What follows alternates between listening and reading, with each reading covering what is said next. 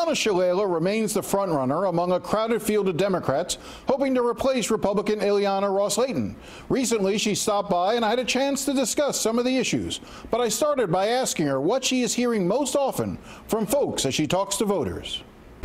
People are talking about traffic, and I've talked a little about we need to synchronize the lights much faster in South Florida, but they'd like a big infrastructure bill that will extend the metro, but more importantly, help us deal with some of these very complex getting to work problems that we have here in South Florida. Each community can't do it on their own. We've done a pretty good job on the trolleys, but we need to do much more, and we've got a SMART plan, but it has to be funded, and we ought to get some of our tax money back to get it. The second issue is assault weapons. There is no question in my mind that people in this community, whether they're Republicans or Democrats, believe that we should ban assault weapons, introduce a lot more mental health care, and delay who can buy guns and where they can buy them. All right, let's talk about health care for a second, because I know that's a major area for you. I guess there's been a criticism of you that it's not clear what your position is when it comes to whether or not you support Medicare for all. Well, that's because I support people being able to keep the health insurance they currently have if they want to. There are a lot of people in this community that has very good health insurance that's better than Medicare. I do not want to tell them that they have to have lesser health insurance because we're going to put a program in place for everybody else. So I believe that we should make Medicare available to everybody that wants it. But if you don't want it, and you want to keep your current health insurance, if you work at the University of Miami or at Jackson or for the fire department, you may well have much better health insurance. So I want to be careful about what we say about giving everyone health insurance. The principle is universal health care. The principle, how you get there, is what we're debating. So one of the criticisms and one of the suspicions that people want to raise about you, your opponents, is that the reason why you don't come out for Medicare for all is that having been part of, for instance, the board of directors of United Healthcare, that you have a financial stake in maintaining private health insurance companies, which are part of the root problem with the healthcare system today. That absolutely is untrue. In fact, one of the things that I did... Which part of that is untrue? All of it. All of it is untrue. Because I've been committed since the beginning of my career, long before I ever got on the United Healthcare Board, to allowing people to keep their private health insurance if they wanted to. If you look through Obamacare, Hillary Care, all of those periods of time when we debated universal health care, we always said, if you want to keep what you have, you're able to keep what you have. But we believe that everybody ought to have good health insurance, and we ought to find a way to do that. Universal care, Medicare for all is a way of getting there. I just want to go back to the United Healthcare.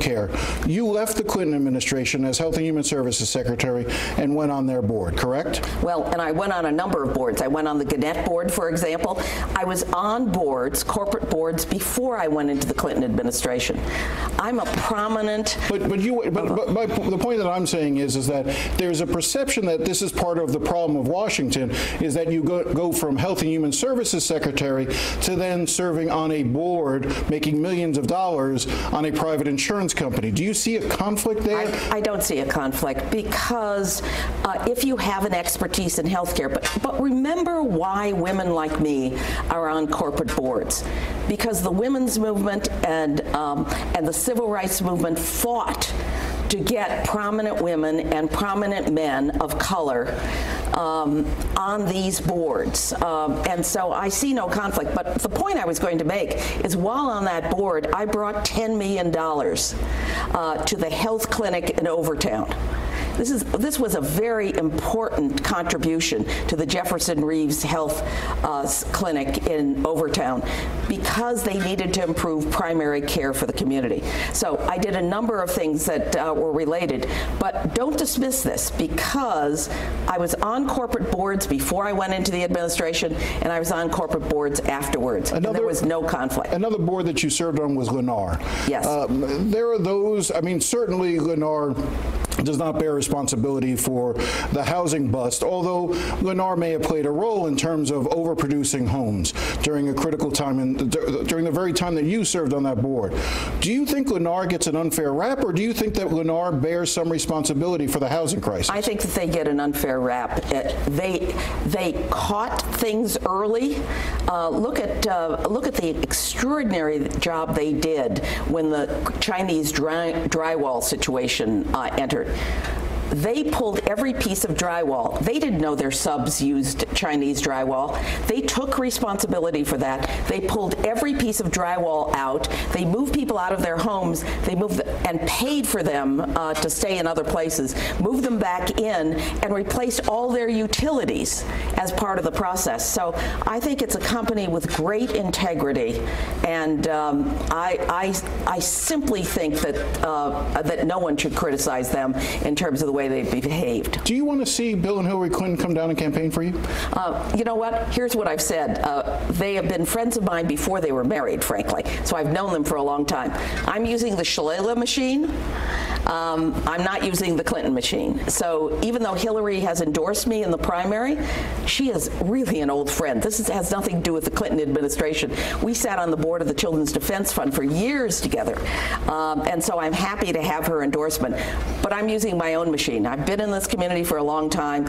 I've got lots of students that have graduated from the universities here and lots of friends. So I'm going to take that as a yes. You'd like to have them come down? No.